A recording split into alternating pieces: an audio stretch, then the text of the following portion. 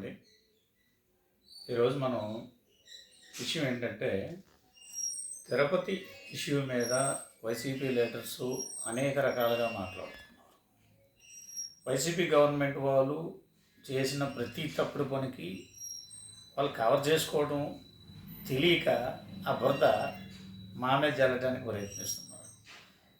జగన్మోహన్ రెడ్డి గారు గత ప్రభుత్వంలో చీఫ్ మినిస్టర్గా మీరు ఉన్నప్పుడు మీరు దేన్ని వదిలిపెట్టారండి సార్? పొలాలు వదిలిపెట్టారా? ఇసుకను వదిలిపెట్టారా? తర్వాత మద్యాన్ని వదిలిపెట్టారా? తర్వాత చేపల మార్కెట్లను వదిలిపెట్టారా? తర్వాత టెంపుల్స్ని వదిలిపెట్టారా? మీరు దేంట్లో మీరు అక్రమాలు చేయలేదని? ప్రతి దాంట్లో మీరు అక్రమాలు చేశారు.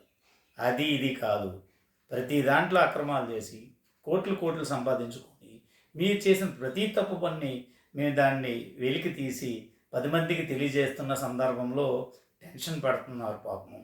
ఈ తప్పులన్నీ మేము దొరికిపోతే ప్రజలు మమ్మల్ని క్షమించరు, రేపొద్దున మాకు ఇప్పటికే డబుల్ డిజిట్స్కి వచ్చాము, తర్వాత సింగిల్ డిజిట్ జీరో వస్తామని భయభ్రాంతులు అయిపోతున్నారు. దేనిని మీరు సవ్యంగా చేశారు? పరిపాలన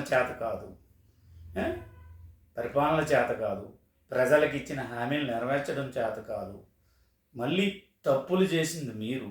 ఆ చేసిన తప్పులే మా మీద నెట్టడానికి మీరు అనేకమైన పన్నాగాలు పన్నుతున్నారు. జగన్మోహన్ రెడ్డి గారు మీకు ఇది తగునా? చెప్పండి. మీరు 5 సంవత్సరాలుగా చీఫ్ మినిస్టర్గా ఉన్నారు. 5 సంవత్సరాలుగా చీఫ్ మినిస్టర్ ఉన్నప్పుడు ఎప్పుడైనా ప్రజల మధ్యని కలిసి తిరిగారా? మీరు ఎక్కడికైనా వెళ్ళాలంటే పరదాలు కప్పుకొని వెళ్తారు, వేల మందిని పోలీసులను ఉపయోగించుకుంటారు.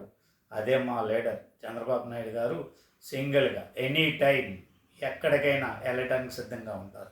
ఆయన ప్రజా మనిషి కాబట్టిగా ఆయన ఎక్కడికైనా ఎనీ టైం వెళ్ళి ప్రజల యొక్క సమస్యలు సాల్వ్ చేయడానికి ప్రయత్నిస్తూ ఉంటారు. మీరు మాత్రం పరదాలు కప్పుకొని ఒక దొంగ చోట్ను తిరుగుతూ ఉంటారు. మీకు మాకు పోలిక సార్.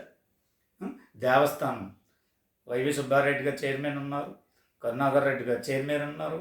మా గవర్నమెంట్ వచ్చి 3 months అయింది. అప్పుడు టెండర్లు ఇచ్చిన వారు మీరే కదా, ఆ పాపం మీదే కదా. ఆ పాపాన్ని ఇతరుల మీద నెట్టడానికి ఎందుకు డ్రామాలు ఆడుతున్నారు? తప్పు అయిపోయిందని వెంకటేశ్వర స్వామి గారు ఒప్పుకోండి, కనీసం దేవుడు మిమ్మల్ని క్షమించి వదిలేస్తాడు. లేదనుకోండి దానికి ప్రాయశ్చిత్తం మీరు అనుభవిస్తారు. అర్థమైందండి? మీరు చేసిన తప్పుల్ని ఎదుటి వాళ్ళని బలి చేయడానికి ప్రయత్నించకండి. ఖచ్చితంగా ఇవన్నీ నిరూపిస్తారు. మిమ్మల్ని దోషులుగా శిక్షించే టైం దగ్గర పడింది.